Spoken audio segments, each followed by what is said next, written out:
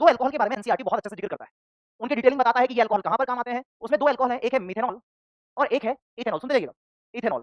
तो एक बच्चे का कॉन्सेप्ट बड़ा क्लियर, सर मिथेनॉल तो कंज्यूमेबल नहीं होगा, मुझे इतना तो पता है कि इथेनॉल कंज्यूमेबल होता है। बिल्कुल सही बात है। बट इथेनॉल में भी 2 तरीके के इथेनॉल होते हैं। एक कंज्यूमेबल है ना, नॉर्मल इथेनॉल अगर मैं बोल दूं, नॉर्मल इथेनॉल। और नॉर्मल इथेनॉल में भी जो मार्केट में मिलता है आई थिंक 42% डाइल्यूटेड, 42% डब्ल्यूबाईडब्ल्यू या 48% डब्ल्यूबाईडब्ल्यू के साथ मिलता है। अगर 100% अल्कोहल कंज्यूम कर लिया तो खत्म है फिर, है ना? हाँ, उसके बाद मैं बात करता हूँ यहाँ पर डीनेचुरेटेड अल्कोहल। अब डीनेचुरेटेड इथेनॉल, ये 2 चीजें हैं।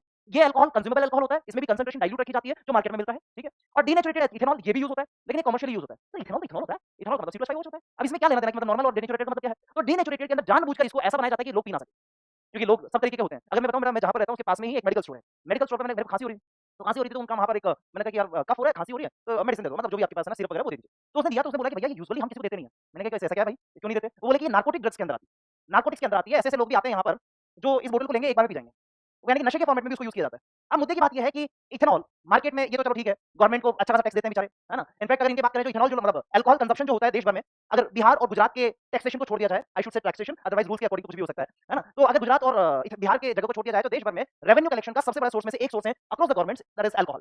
और अगर मैं आपको बात बताऊं, अल्कोहल का जो कंजप्शन अगर मैं बात करूं, उसके बेसिस पर लगभग लगभग 110% के आसपास, 110-120% के आसपास गवर्नमेंट टैक्सेस लेती है। यानी कि अगर कोई 1 लीटर अल्कोहल की बोतल अगर मान लीजिए 1000 की है, तो वास्तविक रूप में उसको जो मार्केट में बेचा जाएगा वो 2000 या 2500 के आसपास बेचा जाएगा।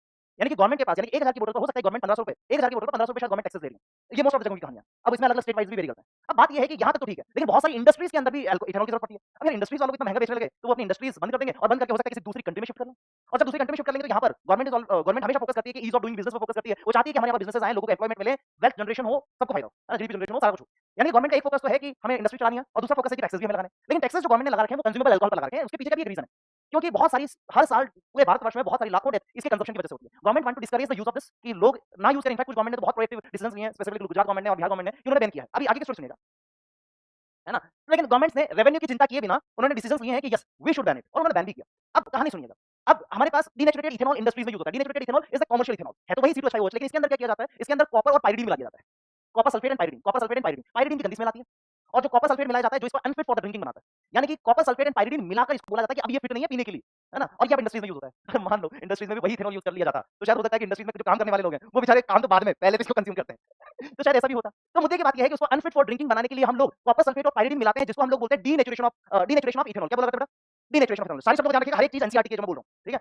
हाँ, डीनेचुरेटेड इथेनॉल का मतलब कॉपर सल्फेट पाइरीडीन मिला दिया, तो अनड्रिंकेबल अब हो चुका है, अनफिट फॉर द ड्रिंकिंग हो चुका है, और इसी को हम लोग क्या बोलते हैं? डीनेचुरेटेड अल्कोहल, डीनेचुरेटेड इथेनॉल या डीनेचुरेटेड अल्कोहल। अब ध्यान सुनिएगा। अब काम की बात अगर मैं थोड़ा-सा, जो तुम लोग हँस रहे थे वो उनका हँसना जायज़ भी था शायद, है ना? क्योंकि मैंने शायद आपको एक स्टोरी सुनाई होगी पहले कभी अल्कोहल को लेकर। तो मैं थोड़ा-सा पुरानी एक स्टोरी लेकर जाता हूँ, थोड़ा-सा बैकग्राउंड में जाता हूँ, और कोविड एरा, कोविड का टाइम 2020 की बात। There are 2 state across India जिसमें अल्कोहल बैन है। One is Gujarat and another is Bihar. Bihar में एक जगह है चंपारण, चंपारण है? यस, कोई है चंपारण से? हाँ, तो उनको स्टोरी शायद पता हो, शायद मे बी। और दूसरी जगह है गुजरात का भावनगर। ये 2 जगह हैं। बिहार में चंपारण और गुजरात का भावनगर, ये दोनों के दोनों कोविड के दौरान मेरी नज़रों में थोड़े एटलीस्ट हाइलाइटेड थे, मीडिया में कभी-कभार आए थे, लेकिन मुझे इनके बारे में ज़रूर पता है। अब यहाँ पर हुआ क्या? हुआ ऐसा कि चंपारण के अंदर 40 लोगों ने सोचा कि ये भी तो पीने लायक ही है, इथेनॉल ही है ना? मान लीजिए किसी ने बोल दिया इथेनॉल ही है, और मिल गई, तो उन्होंने स्टार्ट किया। 40 लोगों ने एक साथ कंज़्यूम कर ली एक ऐसी अल्कोहल जो कंज़्यूमेबल नहीं थी, जिसकी वजह से वो वास्तविक रूप में मिथेनॉल थी, एक्ज़ैक्टली जो चंपारण में यूज़ हुई थी, और वो मिथेनॉल थी। और मिथेनॉल जो होता है बेटा, ये हाइली टॉक्सिक होता है। अगर थोड़ा-सा आपने कंज़्यूम किया तो आपकी आई ब्लाइंडनेस हो सकती है, यानी दिखना बंद हो सकता है, और अगर आपने ज़्यादा कंज़्यूम किया तो हो सकता है कि आपकी डेथ भी हो जाए। तो आउट ऑफ 40 पीपल लगभग-लगभग 27 लोगों की डेथ हुई, और लगभग-लगभग 13 लोग ब्लाइंडनेस के शिकार हुए। It is the quite statistic, लगभग रफली एक नंबर है, 40 इज़ द एग्ज़ैक्ट नंबर, और वो आगे वाला रफली नंबर है। जहाँ पर ये कहानी थी चंपारण की। अगर किसी ने शायद ये स्टोरी सुनी हो चंपारण से, जो 2-3 बच्चे हमारे पास हैं, ठीक है? और दूसरी स्टोरी आती है गुजरात के भावनगर से। ये स्टोरी सर गुजरात और बिहार से ही क्यों आई? क्योंकि यही 2 जगह ऐसी है अक्रॉस द नेशन जहाँ पर अल्कोहल बैन है, और अगर अल्कोहल बैन है, तो वो अब ब्लैक में बिकती है। अब जब ब्लैक में बिकती है, तो government is not responsible for your health.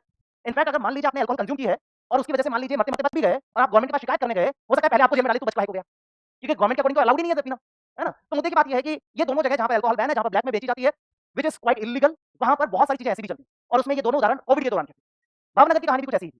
यहाँ पर लगभग-लगभग 25 के आस-पास लोग थे जिन्होंने अल्कोहल कंज़्यूम करी, जिसमें से लगभग-लगभग 23 लोगों की डेथ हुई, 23 पीपल गॉट डाइड, है ना? और उसके पीछे का रीज़न था इंडस्ट्रियल, क्योंकि वहाँ इंडस्ट्रीज़ अच्छी खासी है, इंडस्ट्रियल अल्कोहल के कंजम्पशन की वजह से, ठीक है? तो यहाँ पर ध्यान रहे कि alcohol specifically methanol highly toxic nature की होती है, याद रखना, ये this is the part of NCERT. काम की बात, ये स्टोरी से एक ही चीज़ सीखनी है कि methanol is highly toxic in the nature. अगर कम कंज़्यूम किया तो हो सकता है ब्लाइंडनेस आए, ज़्यादा कंज़्यूम किया तो क्या होता है? It can cause death. और हम लोगों ने बोला था कि इसके ऊपर फिनिशिंग के काम में आता है। तो that is why methanol is called would spirit. क्या बोला जाता है इसको? अब जितनी बातें बोली वो सारी यहाँ लिखी, देखिए। मिथेनॉल, मिथेनॉल जो कि CH3OH है, इसको हम वुड स्पिरिट भी बोला करते हैं। वुडन पार्ट का डिस्टिलेशन करके हम लोग इसको बना रहे होते हैं, ठीक है? डिस्टिलेशन मतलब वैसे यूजुअली केन शुगर वगैरह से बनाया जाता है ना, destructive distillation of would say बनाया जाता है। इसका बॉइलिंग पॉइंट 337 केल्विन होता है। अच्छा मुझे बताइए बॉइलिंग पॉइंट ऑफ वाटर कितना होता है? Boiling point of water 100 degree Celsius यानी 373 केल्विन। इसका मतलब boiling point of methanol is less than boiling point of, अरे वाह! यानी पानी से पहले जल्दी बॉयल होगा ये, है ना? तीसरी बात, highly poisonous in the nature. अगर injection of even small quantity of methanol can cause blindness, और ज्यादा अगर कंज्यूम कर लिया तो इट कैन कॉज डेथ। अब ये बनाया कैसे जाता है? कार्बन मोनोऑक्साइड विद हाइड्रोजन, इसको हम लोग बोलते हैं वाटर गैस। क्या बोलते हैं? Water gas. ये सवाल पूछा गया है ना? तो वाटर गैस की रिएक्शन ZnOCr2O3 की प्रेजेंस में ये कैटलिस्ट होता है। ये क्या काम करता है? कैटलिस्ट। कैटलिस्ट की प्रेजेंस में करवाते हैं at very heavy pressure and temperature condition, 200 से 300 एटीएम। बहुत हैवी टेंपरेचर प्रेशर कंडीशन पर करवाते हैं, क्या मिलता है? CH3OH मिलता है। क्या मिलता है?